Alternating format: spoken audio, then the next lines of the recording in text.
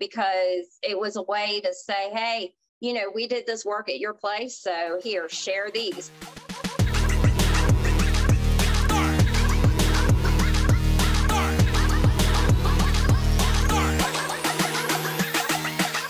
What's up, everybody? Today I have a really cool photographer. She has a lot of years experience in shooting newborn photography primarily, and then moving into weddings photography and scale that business to the moon. And then now she has a whole story behind it. Okay, so Lindsey, welcome to the show. Can you introduce yourself and share with us how did you get started in the photography business? Hi, Daniel. My name is Lindsey Harris. I have been a photographer for 30 some years. I started when I was a kid in high school. I've run my business for 12 years, and we moved to Texas because my two older daughters wanted to go to A&M. They did the research and said, hey, I want to go to A&M. So they came out here, and they're in high school right now. And that's the goal, is they want to go to A&M for engineering. So that's part of the reason we came out here. So when you were in your hometown, you had a really successful business there. Can you tell me about it? I did. I ran a company called Dimples and Cheeks. It was actually named after my two older kids, Landry and Marley. And basically, I wanted something that people would remember. So what do you see when people smile? Well, you see dimples and cheeks. So that was how I started the business. And I didn't want to stop at just families. I actually wanted to do weddings too. And I kind of branched it out and started moving forward with the business, and brought the business with me to Texas. So that's where I am right now. When you were, I would say you, at the top of your career, you were booking, like 50 weddings a year, hundreds of engagements, smaller engagement. What was your method to grow in such a rapid pace to acquire so many weddings? Because I know a photographer doing weddings is not an easy thing. So one of the biggest things was the relationships that you made with the venues, because if you showed professionalism and you showed that you knew what you were doing, the venues would offer you back. The second was word of mouth, and also gifting my venues pictures helped kind of move me ahead of a lot of people, because it was a way to say, hey, we did this work at your place, so here, share these. It was also a way to social media, because they would take the pictures and then they tag the photographer. So it was a way to progressively move my business throughout social media. Hairstylists, everybody like that. Everybody was happy to have images that they could promote their business, which then promoted me, because they got professional images and then they tag my company as part of our agreement. It's like, I'll give you images if you'll tag my company. So that helped drive my business, and it helped me succeed at my best. What was your best method that got you these clients? Like, how did you, attract these clients that you work with? Majority of the time it was blog posts, social media posts, working with Google as well to make sure that I was keeping things authentic and organic. And the other thing is word of mouth, going to events. If somebody had a small open house or something, it was putting myself in front of people, because most of the time people like first impressions. They like to physically get an idea of somebody. And unfortunately now some of the internet doesn't give people personality. It just tells a story about somebody and you look at pretty images. Well, you may not actually like the personality of that person. So a lot of times trying to get in front of people. I came from a time before we had TikToks and video meetings and things like that. So we didn't have that. So when I started my business, we only had, hey, you take a flyer, you put it in the newspaper, you go to venues and you say, hey, I want to offer my services. So that's how I kind of started growing. And also professionalism and reviews. Reviews are, even now, reviews are still huge. People still look Wedding Wire, The Knot, Google. They check out your reviews. They want to see if you are a valuable person. So that's another way that really helped drive traffic.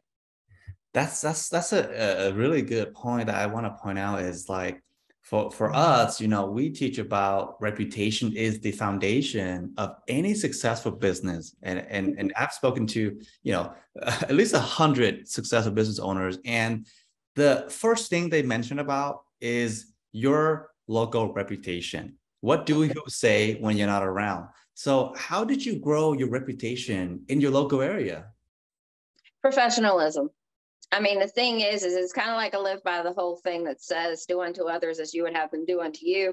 It's kind of like I've put that in my business. And just basically, if I didn't treat my customer like they were family, then I wasn't going to get a good reputation with people. And I went above and beyond, and I still do. I mean, case in point, I recently had a young lady, her son was the sweetest little thing, but he was terrified of me. I understand that. He didn't know me from anybody. And little sweetie was like 6 months. We had 3 sessions and finally integrated the parents into their session just so we could get happy faces from him. And once I talked to the parents, I said, look, let's make this a family session. Let's do his pictures. We did the family pictures, and then boom, boom, boom. He started smiling and we got what we needed. So it's living by what I believe I would want people to do. Not every day as a photographer is going to be perfect. The sessions that you can kind of have a do-over, it's a good idea to have that backup plan. Weddings, you can't do those over. So as a wedding photographer, you have to understand that your job is the most important job of the day.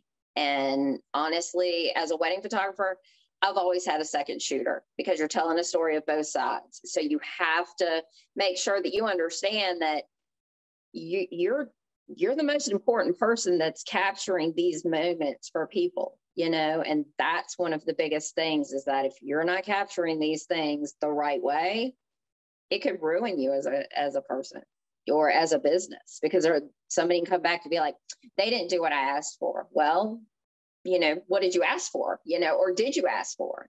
So that's when you need to use those open-ended conversations to have with your clients to make sure that you're going to capture what they're looking for. And you also mentioned about referrals and things like that. So can you walk me through how do you get referrals from your clients? Basically ask for them. I will, at the end of a session, I will flat out hand them business cards. I actually hand them more than one business card. And I'll be like, hey, if you've got a friend or family member knowing that it's going to be doing this or think about me in the future, here, take a couple. Most of the time I leave a session, I leave maybe minimum 4 business cards with them. Because I figure they got both sets of parents and they've got cousins and uncles, and who knows, that card may go from point A to point B. But the thing is that I've made the effort to produce for my business. I mean, heck, I've even given it to my McDonald's lady who just had a baby the other day. And she told me yesterday when I ran through there to get my coffee, she goes, I'm calling you. And guess what? She called me. So it's always having those business cards to hand it out, not having those phone QR codes, because the generation that has the most money doesn't know how that works. So I'll be dead honest with you, is that you have to kind of go old school with some of this stuff. And you have to understand that person to person is the best way, and being as authentically yourself to clients is the best way. You have to have this energy around you that's going to make people attracted to you. It's not a fake energy. It's like, hey, I'm what do you need from me? How can I do this? You need a cup of water? Let's do this. Things like that. That's kind of the hospitality you have to have when you run your businesses. That's very good, because how do you get your motivation? I noticed you have such a high energy state. Like you're like you just had a 5 Red Bull. You're always high energy. And when you're meeting at the client, when you're at the wedding, you're high energy. So how do you keep that momentum going? Because that's amazing. I think it is because I keep a positive mindset about it. I don't get stressed very often about things because I've embraced failure. I embrace the oopses. I embrace the fact that I'm human. And, once in a blue moon, I might be running across a field and I trip and I photograph the ground. Well, you know what? That happened, but that's not going to stop me from doing stuff. Or I had a wedding back in Virginia, I tripped over a bush. I broke my leg. I was still taking pictures till the end of the thing. I was in the ER. I was back the next day for another family session. Like, it did not stop my momentum because I believed in doing my best for the clients. And the high energy comes from the fact that I've grown to become positive about this. I've grown to embrace the fact that things happen beyond my control, and I can only control what's in my bubble.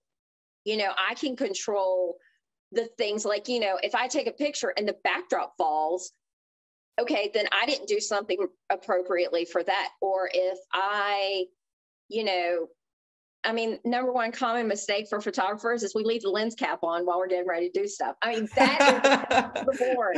Happens all the time. And it's funny because I just look at people, I look at the end of it and I go, yes, and I'm the professional, you know, and things like that. Or in weddings, I have a sense of humor where I walk in and they're like, you got that picture. And I'm like, yes, they gave me my first opportunity to do this. And people are like, what?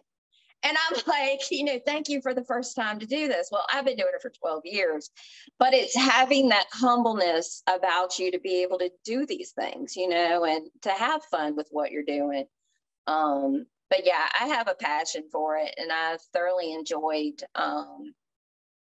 everybody. I mean, I have, oh, good gravy. I probably have about 700 and some weddings I've shot over the 12 years I've been doing them. I've shot 2 Texas weddings here that were absolutely amazing. My heart couldn't have been fuller over working with those clients and everything. I've done countless babies and mamas who have all these creative ideas. I got a young man coming Saturday who is absolutely excited. Like, I'm thrilled over his session because they're doing baseballs. And so I got all these little things for baseballs, and even HEB, God bless, made me a baseball cake. So I am excited. So it's just like, I love people and their creativity and the things they ask for. I think it's awesome. So yeah. This is so cool. Like, I get warm listening to you right now, and it seems like you're more excited to show up, to shoot the engagement more than the client themselves, and that's amazing. Like, that is like, I think that is your competitive advantage versus other photographers who are just doing it like, oh, okay, just for the paycheck. Oh, I got to do this wedding, like just being bland, right? But you sound like you got a baseball cake, you got the stuff for them. You went above and beyond, and I mean, you really did, based on what you said earlier. But you really went above and beyond to deliver such a high value session for your client. That's how they remember you. And at the end, they had a blast. And you hand your business card. Hey, if you know somebody, you know, I would love to get their business. Please think of me. Yeah. That's amazing. Like, it's so old school, right? Yeah. No, it really is. Like, hey, look, show up. Yeah. They're like, show up on time, does an amazing job, and then ask for referrals. That's like 3-step process to grow your business, right? It's amazing. You've done it for hundreds and hundreds, I don't know, even 1,000 engagement now. So as I speak to other photographers on the show, it's always like tricks and tips, and it's so funny. There's a stack of things, you know, to grow a business. But I think you just kind of recap the 3 things. Like, look, show up and does an amazing job. You know, we could be good at it. You know, kick some ass, have a great time, have fun, right? Be relatable, have a good customer relationship with your client, right? That emotional bridge, and then ask for referral, and that's it. And actually, honestly, to tell you the truth, that's the way social media is. You basically, if you use the same 3 things in social media, you get the engagement. And that can bypass all these crazy algorithms and things like that. Is that asking customers, hey, if you did business with me, review me. Or, hey, if you're looking for this, here I am. You know, the thing is, a lot of times people get so caught up in this that they're just not asking for it. And that's one of the biggest things that I find, is that I've asked. I mean, I did sunflower pictures in Virginia when I had to go back home recently, and I asked for it, and I ended up doing like 5 different clients for the sessions and everything. but it was because I asked for it. I asked them, I was like, hey, I'm going to be in town. Does anybody want to do pictures? Here's my information. Here's a link, come see me. And then, that's how I drove traffic to pick up a little extra money while I was at home. But it wasn't about the money. It was like, I knew it was sunflower season and I was excited about the sunflowers. Then, coolest thing ever, one of the properties had this big hot air balloon behind it. Dude, I went from the field to turn around. One of my clients has a big canvas with this hot air balloon in the background. Wow. Of pictures. So it's like looking for those moments to kind of make yourself with the so wow cool. factor, So yeah. Yeah, that is so cool. So I think that's amazing. I think I love how, simple it is, right? And you made it sound simple, but it took years of refining and just keep getting better at your craft and mastering it, right? Mm-hmm. So now, coming to where you are in the present, what is your work and life balance like?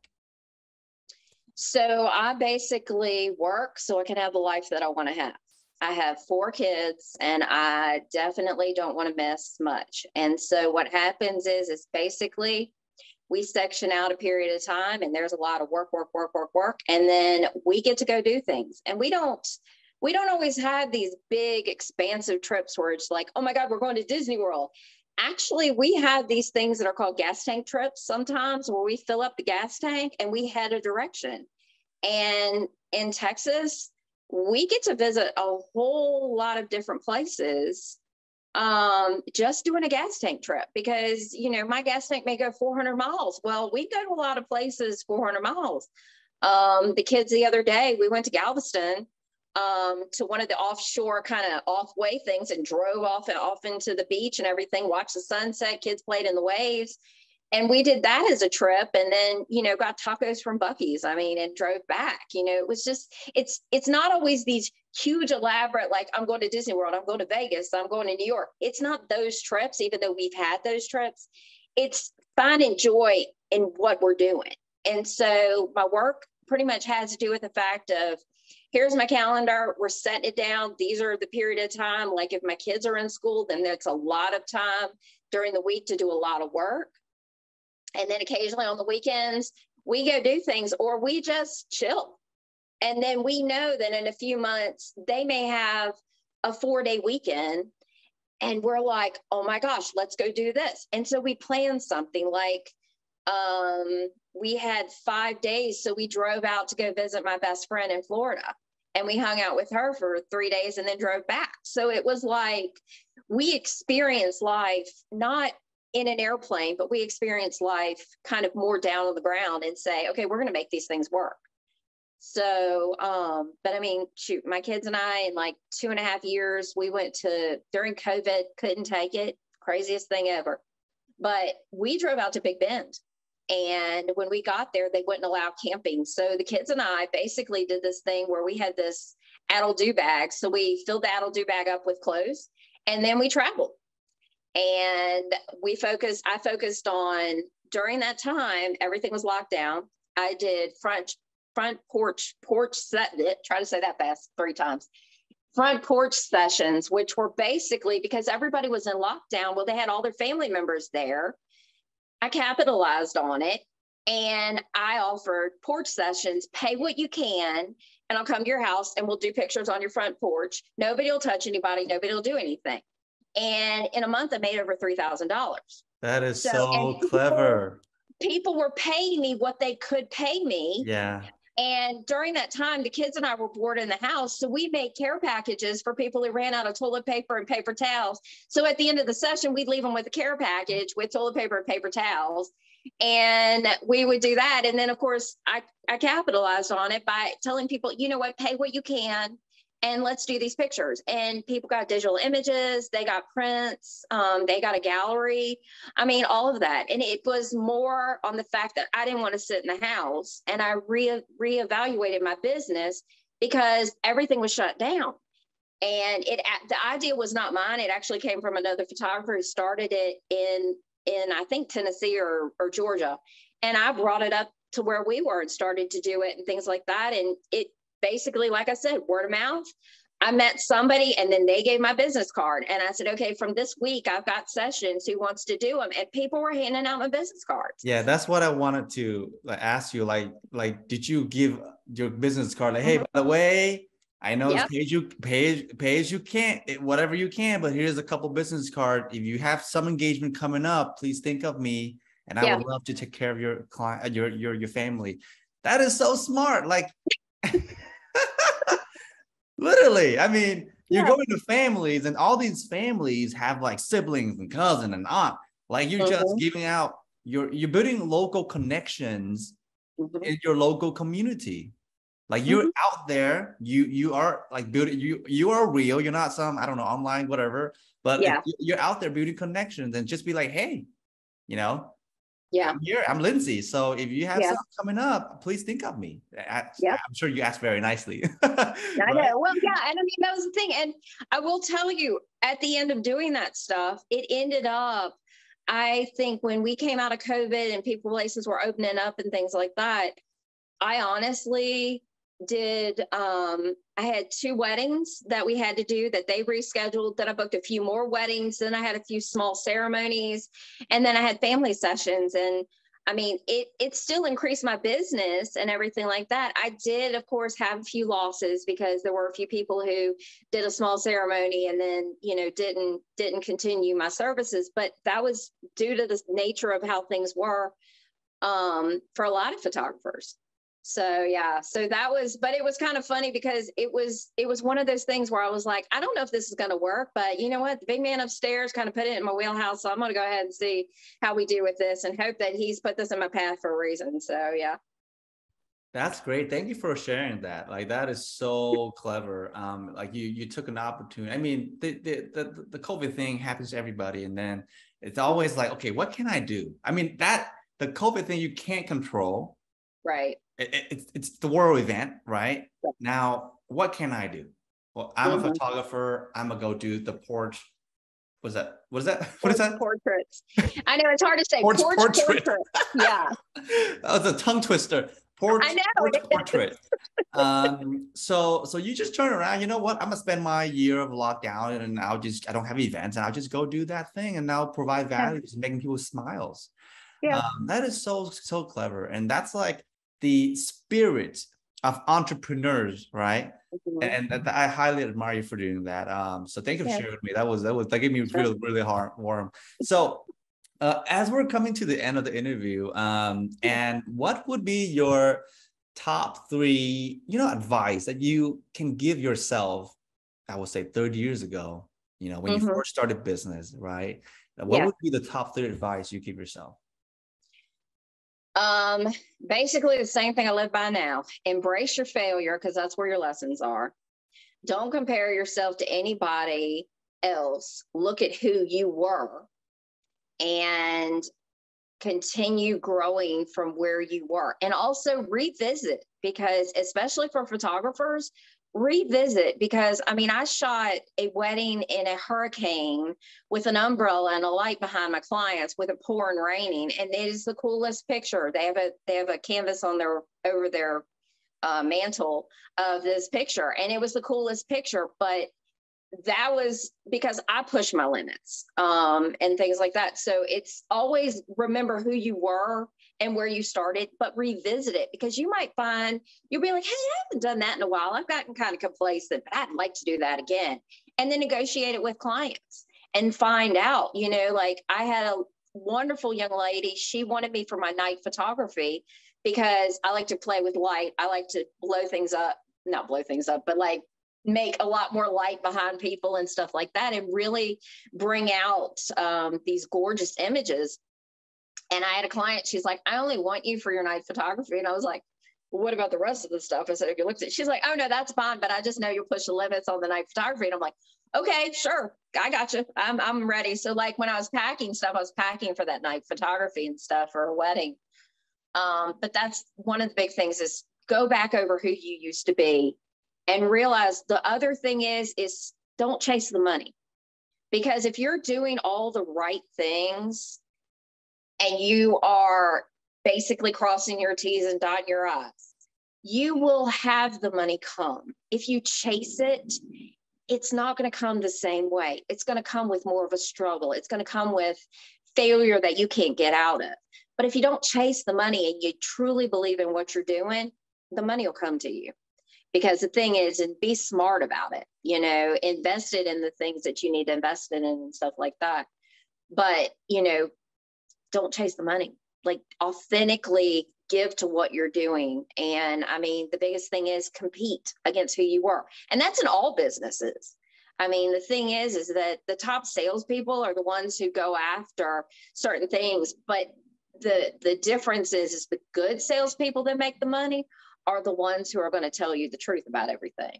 And that's one of the things, is you've got to build your reputation on your truth and giving good service, because your professionalism at the end of the day is where everybody's going to see.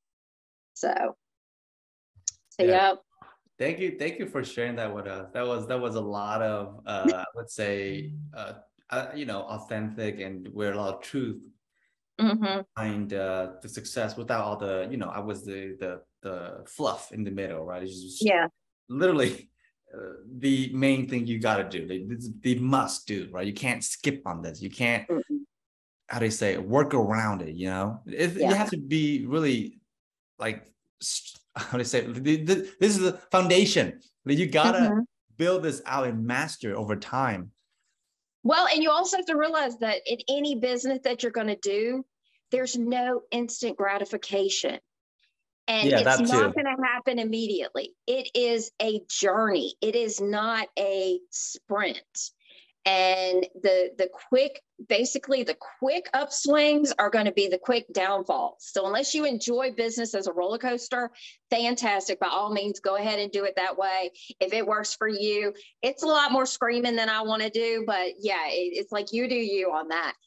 But overall on the situation with business is literally just keep doing and just basically understand that this is a journey. I mean, I did it for 12 years. I mean, I'm still that dork that started her business 12 years ago with a camera going, oh, they like me. I still am that little kid back there. But in a hot second, somebody can like ask me something and I'm sitting back going, wow, I sounded really good on that. You know, because it's kind of like our perception of ourselves. But I knew what my journey was. And I look back going, I've done this for 12 years. Like, wow, like I did this for 12 years. But I know where I came from and I know how much I've done to develop this, you know. And that's the thing, is that if you think that you're going to get wedding photography and instant gratification, you're going to make millions in a year, you might as well sit down and understand that's not going to happen, you know. So that's kind of the situation when it comes with any business, is that it's basically perseverance and keep yourself moving on your goal and set goals. Because, you know, for me, photography is one goal. My next goal is opening a wedding venue. And my next goal after that is doing all these things. So if you keep your goals in mind of how you want to do things and your timeline set, that keeps you more focused and grounded on what your next goals are. So yeah. Yeah, thank you so much. That was so good. I thoroughly enjoyed my conversation with you, and I'm sure our guests are enjoying it as well. So if somebody, you know, have any question or they want to get in touch with you, because maybe they're a photographer starting out and they'd like to get some, you know, input and feedback from you or connect with you, how can, you know, they reach out to you? Most of the time it's through Facebook. I have Facebook, Instagram, TikTok, or they can just visit my website at dimplesandcheeks.com. All right. Well, you guys heard it. And until next time, thank you, Lindsey, for coming on the show today. And you're welcome, Daniel. We'll see you next time. Thank you. Thank you.